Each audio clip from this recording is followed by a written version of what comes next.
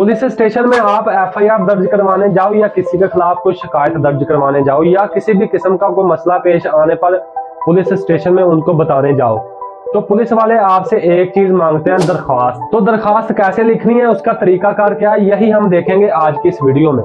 तो चलिए शुरू करते हैं।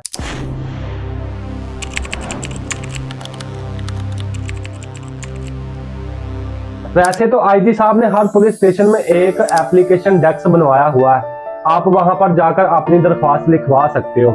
लेकिन बाज़ औक़ात ऐसे होता है कि कम नफरी की वजह से या ज्यादा ड्यूटी की वजह से आपको वहां पर कोई भी मुलाजम मैसर नहीं होता, यानी कि आपको कोई भी दरख्वास्त लिख के देने वाला मुलाजम कोई भी बंदा मौजूद नहीं होता। तो आप खुद अपनी एप्लीकेशन कैसे लिख सकते हो, जो कि इंतहाई आसान तरीका है, जो मैं आज की इस वीडियो में आपको बता दूंगा।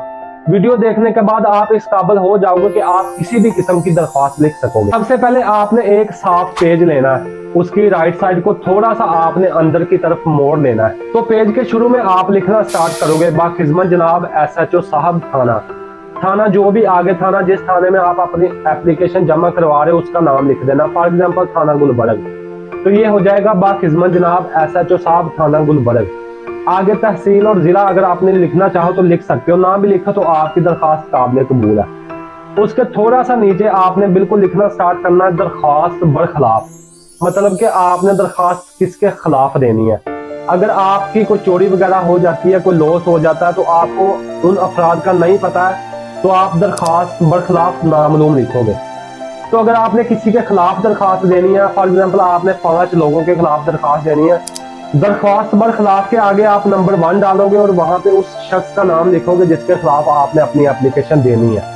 फॉर एग्जाम्पल आकब अली वल्द अहमद अली सकना का मतलब होता है वो कहाँ का रहायशी है, मतलब कि उसका एड्रेस कौन सा है। तो चक नंबर डालेंगे या मोहल्ला गली जो भी डालेंगे उसका मुकम्मल एड्रेस आगे लिख देंगे।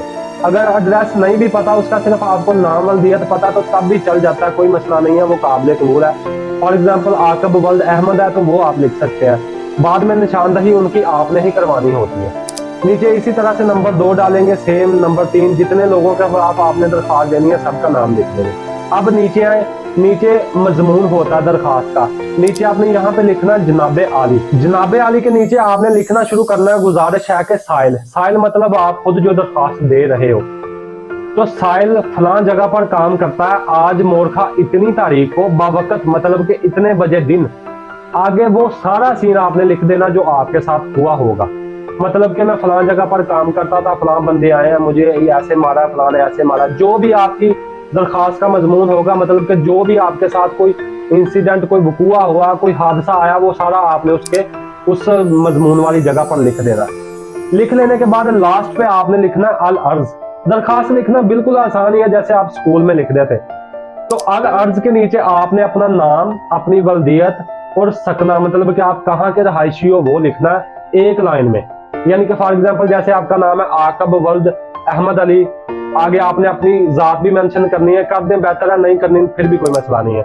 आकब अली वल्द अहमद अली कौम मलक, आगे सकना लिखेंगे और सारा अपने ID कार्ड वाला आप वहां पर एड्रेस लिखेंगे। उसके नीचे थोड़ा सा आपने अपना ID कार्ड नंबर लिखना है और ID कार्ड के नंबर के नीचे आपने अपना मोबाइल नंबर लिखना है।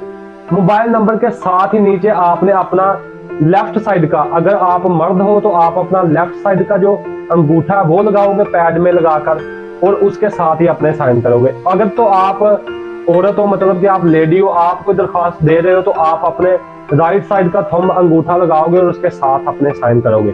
तो ये दरखास्त लिखकर आपने सीधा जाना फ्रंट डेस्क पर और उनको जाकर दे देनी है।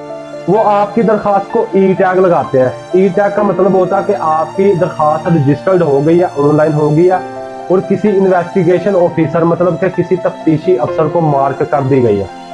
फ्रंट डेस्क वाले आपको एक स्लिप देते हैं, उस पर आपके इन्वेस्टिगेशन का नंबर लिखा होता है, मतलब कि तफ्तीशी अफसर का नंबर लिखा होता है जो आपके मामले को हैंडल करेगा, देखेगा। तो उसके बाद आप उस इन्वेस्टिगेशन ऑफिसर से रब्ता करोगे जो आपका सारा मामला देखेगा, उसे मिलोगे, आप अपना सारा सीन बताओगे, फिर वो आगे इस पर कार्रवाई करेगा। तो ये होता है सिंपल सा दरखास्त लिखने का तरीका जो आप इजीली लिख सकते हो, बजाय इसके कि आप जाकर किसी की मिन्नत समाजत करो, किसी के पीछे पीछे फिरो। और बाल का ऐसा भी होता है कि आपसे पैसे भी ले लेते हैं दरखास्त लिखने के, 500 रुपया, 1000, 200, 300, जितना उनका चल जाता है, जितना उनका दाव लग जाता है वो आपको लगा लेते हैं। तो बजाय इसके आप किसी से दरख्वास्त लगाओ, आप खुद भी ऐसे सिंपल और सादा अल्फाज में लिख सकते हैं। तो उम्मीद है दरख्वास्त लिखने का तरीका आपको समझ आ गया होगा। जज़ाकल्लाह।